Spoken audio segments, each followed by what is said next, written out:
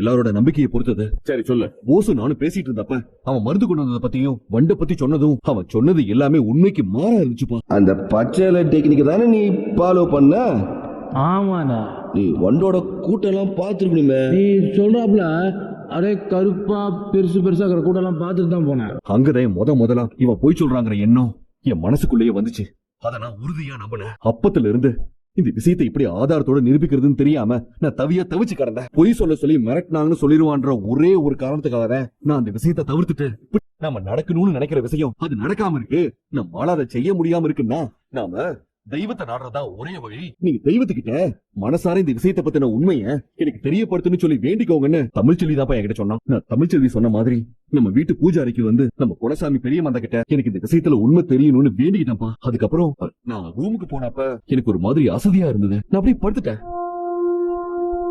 நான் தூங்கிட்டு இருந்த சமயம் என் கனவுல நம்ம குலசாமி வந்தாரு. அவர் என் கண்ணு முன்னாடி தத்ரூபமா சாமி ஆடி, இந்த வண்டு கடிப்பட்டா என்ன ஆகும்னு எனக்கு தாண்டா தெரியும்.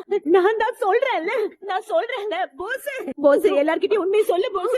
ஐயோ நான் சொல்றேன், எல்லாருக்கும் நான் சொல்றேன். சேது சொன்னது உண்மைதான். அந்த வண்டு கடிக்கு மருந்து கொண்டு வந்தது தமிழ்ச்செல்விதான். அவன் தலையில அடிச்சு மயக்கமாக்கிட்டு தான் போஸ் அந்த மருந்து கொண்டு வந்தான். இதையும் புள்ள என்கிட்ட சொன்னான்.